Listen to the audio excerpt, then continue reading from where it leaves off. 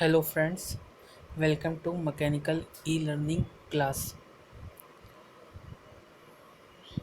Friends, कल हम लोगों ने जो प्रीवियस लेक्चर था हमारा हिस्ट्री का, जिसमें हमने इंडियन नेशनल कांग्रेस के बारे में बताया था, उसमें हम लोगों ने 1925 तक के जितने भी प्रेसिडेंट हुए थे उनका देखा था। लास्ट में जो 1925 में थी वो सरोजनी नायडू थी, जो कि फर्स्ट इंडियन वुमेन प्रेसिडेंट बनी थी, प्रथम महिला प्रेसिडेंट थी।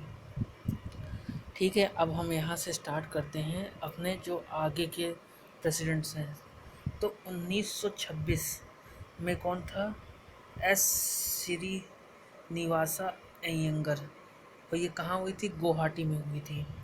ठीक है, गुवाहाटी जो कि असम में जगह है। और इस जो मतलब सेशन हुआ था, इस सेशन में खादी को पहनना अनिवार्य कर दिया था। जो खादी जो कपड़ा है उसको पहनना अनिवार्य कर दिया था, और सभी कांग्रेस लीडर्स को इसको पहनना अनिवार्य कर दिया था। फिर नेक्स्ट सेशन हुआ था 1927 में, जिसमें एम एन अंसारी इसके प्रेसिडेंट बने, और ये हुआ था मद्रास में। ठीक है, ये इसमें क्या हुआ था? जो रिजॉल्व हो गया था टू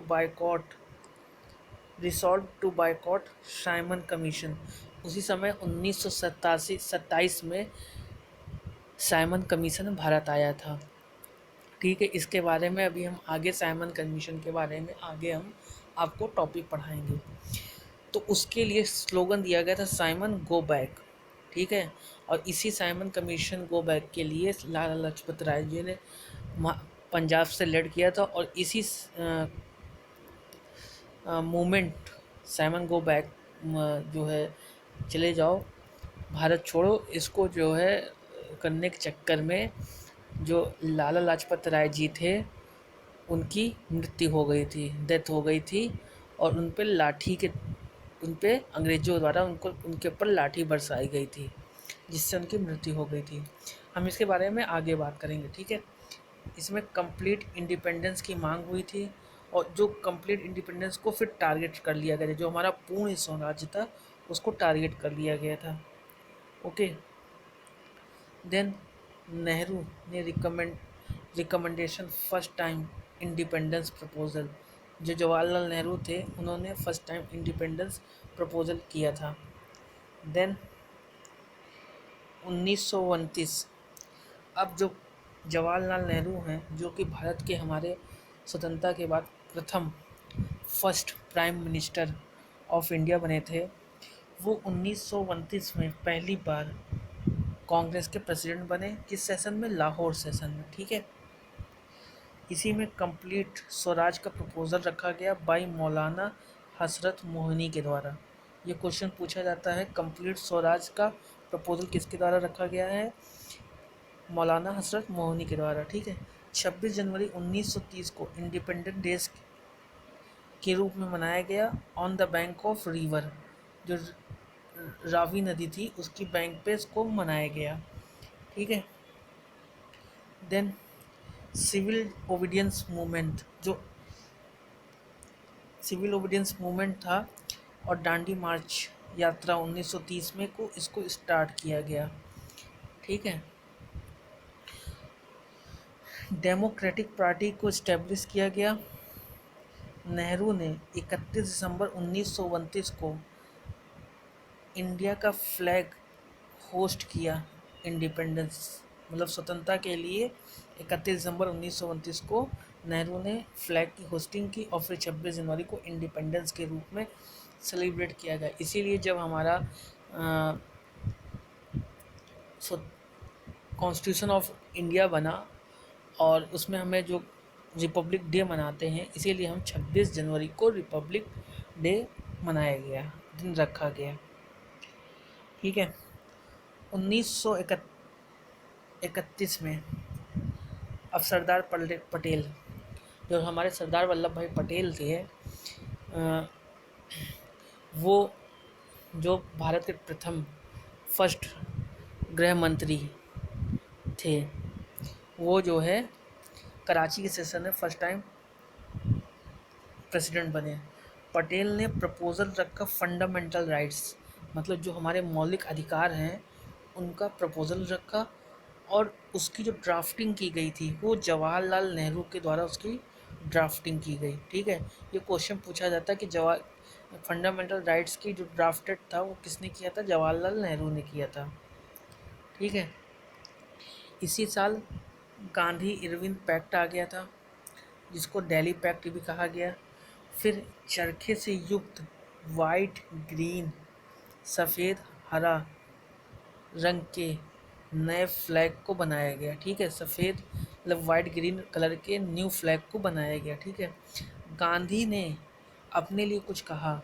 क्या कहा? गांधी मर सकते हैं परंतु गांधीवाद हमेशा जिंदा रहेगा। ये गांधी के द्वारा कहे हुए वाक्य हैं।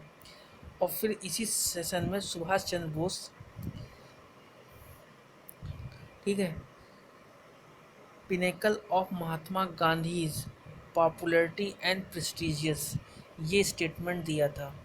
सीधे सीधे क्वेश्चन पूछ लिया था कि ये स्टेटमेंट किसने दिया था, तो ये सुभाष चंद्र बोस ने दिया था, इसको ध्यान रखिएगा।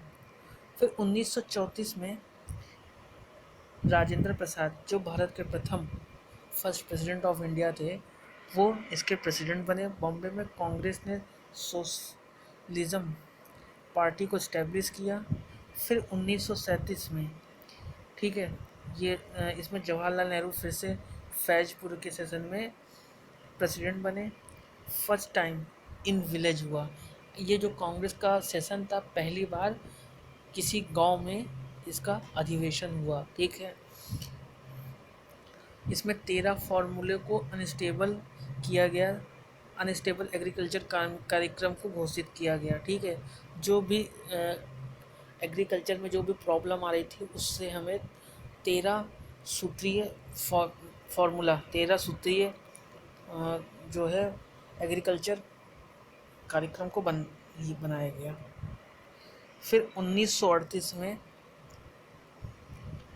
सुभाष चंद्र बोस, नेता सुभाष चंद्र बोस जी हरिपुरा सेशन में प्रेसिडेंट बने। ये सीधे क्वेश्चन पूछता है कि सुभाष चंद्र बोस किस ईयर में प्रेसिडेंट बने थे, तो 1938, और किस सेशन में बने थे? हरिपुरा में बने थे। 15 मेंबर की इन्होंने नेशनल प्लानिंग कमेटी, ठीक है, नेशनल प्लानिंग कमेटी को इस्टेब्लिश किया, और इसके प्रेसिडेंट को किसको बनाया गया? जवाहरलाल नेहरू को बनाया गया। ठीक है, इस सेशन में जो रजवाड़ों को शामिल किया गया, जो उस समय के राजा वजा होते थे, उन लोगों को शामिल किया गया।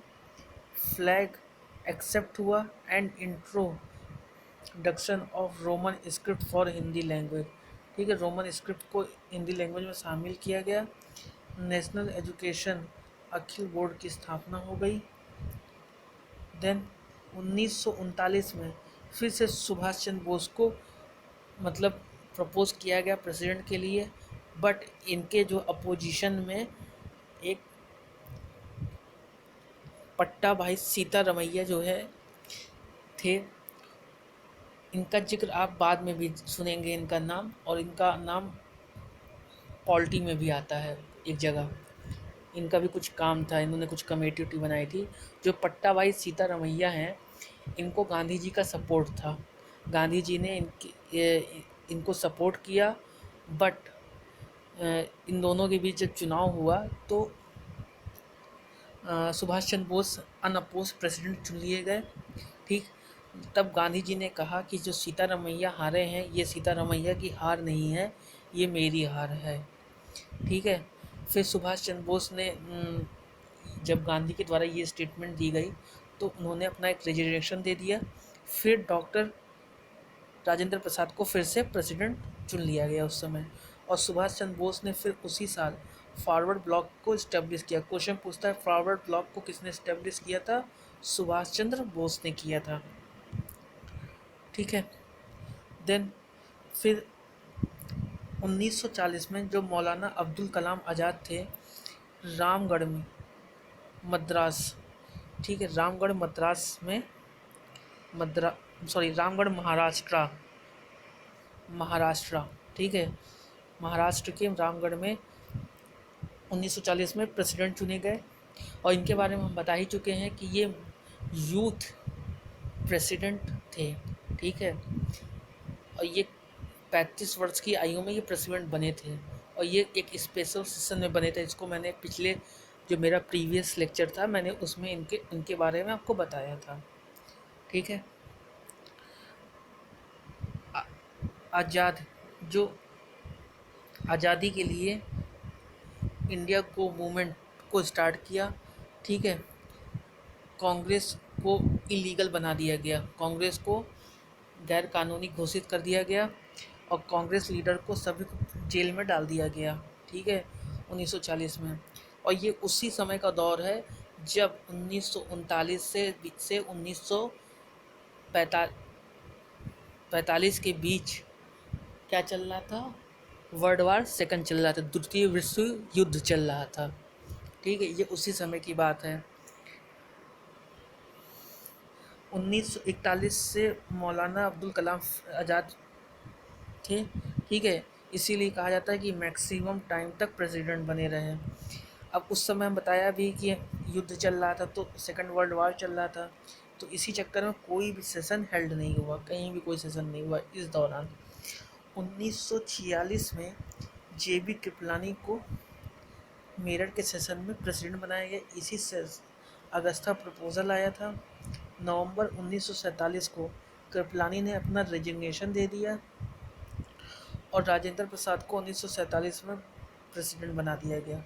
1948 में अभी हमने फिर से बताया ना, पट्टा भाई सीतारामैया, इनका नाम आ गया फिर से, जो कि सुभाष चंद्र बोस के अगेंस्ट चुनाव लड़े थे 1939 में। ये जयपुर के सेशन में प्रेसिडेंट बने आफ्टर इंडिपेंडेंस, मतलब स्वतंत्रता के बाद ये पहला सेशन था। तो उसके ये उस समय प्रेसिडेंट थे पट्टा भाई सीतारामैया, तो इसलिए पट्टा भाई सीतारामैया का नाम याद रखिएगा, ठीक है। और मौलाना अब्दुल कलाम का नाम इसलिए याद रखिए क्योंकि ये मैक्सिमम टाइम प्रेसिडेंट थे। अब जब कांग्रेस को इस्टेब्लिशमेंट हुआ तो कुछ लोगों के डिफरेंट डिफरेंट स्टेटमेंट्स आए थे। जैसे डफरिन थे, जब कांग्रेस इस्टेब्लिश हुई थी 1885 में, तो उस समय के वो क्या थे, वायसराय थे, ठीक है, वायसराय ऑफ इंडिया थे। तो अब उन्होंने भी कुछ अपने वाक्य दिए थे, उसको मैंने प्रीवियस लेक्चर में कवर किया हुआ है, आप वहाँ से देख सकते हैं। सर सैयद अहमद खान ने कहा, Congress movement was neither inspired by the people nor advice और the plan by them. Okay.